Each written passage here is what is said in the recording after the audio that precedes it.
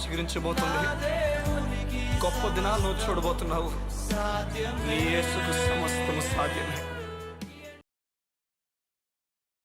Good morning దేవుని ప్రియ కుమారుడు, good morning దేవుని ప్రియ కుమార్తె, special good morning to you. దేవుడు మీ పట్ల పలికిన ప్రతి వాగ్దానమును 100% నెరవేర్చబోతున్నాడు. 100% నెరవేర్చబోతున్నాడు. నిన్ను దేవుడు కోరుతుంది ఏంటంటే తన వాగ్దానాలపైన ఆశ పెంచుకోమని కోరుతున్నాడు. ఎవరైతే దేవుని వాగ్దానాలపైన ఆశ పెంచుకుంటారో వారు దేవుని పైన ఆశ పెంచుకుంటున్నారని అర్థం. వారు దేవుని యందు విశ్వాసం ఉంచుచున్న వ్యక్తి అని అర్థం.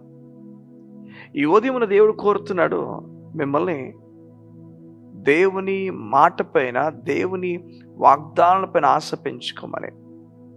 యెహోషువ 23 అధ్యాయంలో, యెహోషువ గ్రంథం 23 అధ్యాయంలో 14వ వచనంలో చూడండి ఎలా ఇజ్రాయెల్కి ఆశను పెంచుచున్నాడో చూడండి. ఆశ ఎలా వాళ్ళు బిల్డ్ చేస్తున్నాడు చూడండి. 23 అధ్యాయం యెహోషువ 14వ వచనం చూడండి. ఇదిగో నేను లోకుల మార్గమున వెళ్ళుచున్నాను. మీ దేవుడిని యెహోవా మీ విషయమై సెలవిచ్చిన మంచి మాటలన్నిటిలో ఒకటి అయినను తప్పి ఉండ లేదని మీరు అనుభవపూర్వకముగా ఎరుగుదురు. అవన్నీ మీకు కలిగెను, వాటిలో ఒకటి అయినను తప్పి ఉండ లేదు. నువ్వు పాస్ట్ జరిగిన ఒక విషయాన్ని, గతంలో జరిగిన విషయాలన్నింటినీ కూడా మోషే దగ్గర నుంచి యెహోషువ ఇక ఆఖరిగా తను కాలాన్ని ముగిస్తున్న ఆ ముందు వరకు జరిగినవన్నిటిని కూడా జ్ఞాపకం చేసుకొని చెప్తున్నాడు. ఒక్కటి కూడా దేవుడి 40 సంవత్సరాలు చెప్పింది తప్పిపోలే. మన కొరకు చెప్పిన ప్రతి మంచి మాటను కూడా జరిగించేశాడు.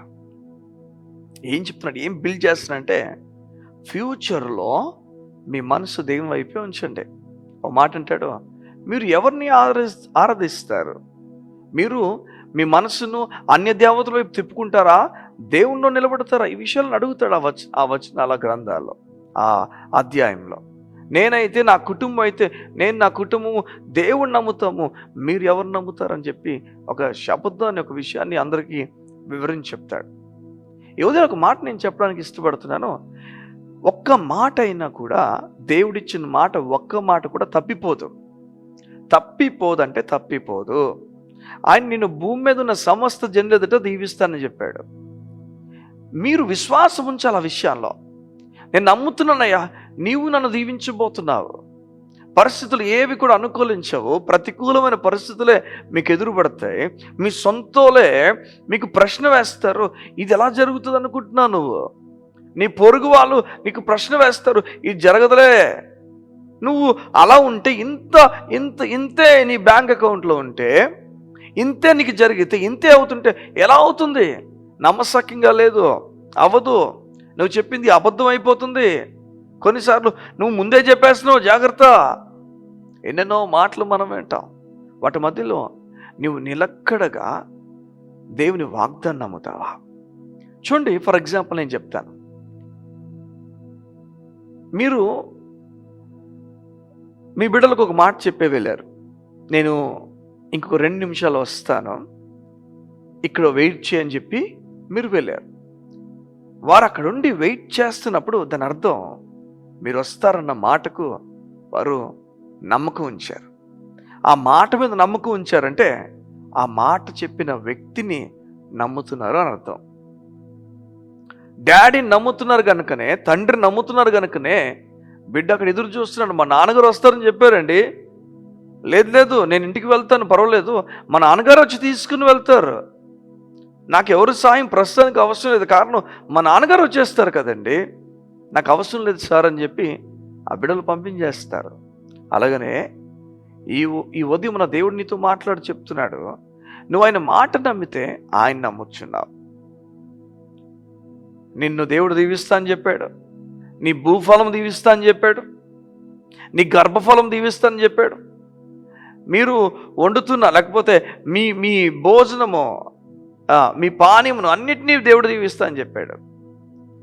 ఈరోజు ఈ జ్ఞానమును, ఈ వాగ్దానపు జ్ఞానమును మిమ్మల్ని దేవుడు కలిగి ఉండమని చెప్తున్నాడు. మీరు ఒక్కరేమో ఒంటరి అయిపోయిన వ్యక్తి ఏమో మిమ్మల్ని దేవుడు 1000 మందితో సమానం అని చెప్తున్నాడు. అట్టి ధైర్యముతో దేవుడు మిమ్మల్ని నడిపించునుగాక. వాగ్దానపు నెరవేరు ప్రతి సమీపంగా మీ జీవితంలో ఉన్నది.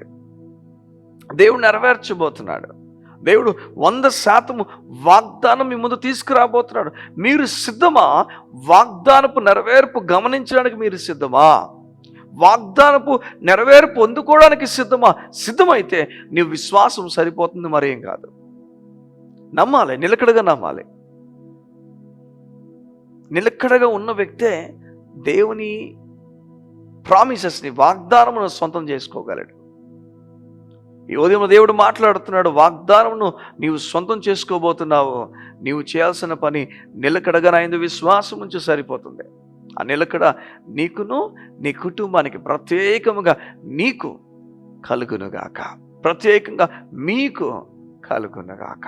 కళ్ళు మూసుకున్నట్లయితే ఈ ఉదయాన్ని మీకోసం ప్రార్థన చేయడానికి ఇష్టపడుతున్నాను. మా ప్రియ పరలోకపు తండ్రి, నీకు వందనాలు.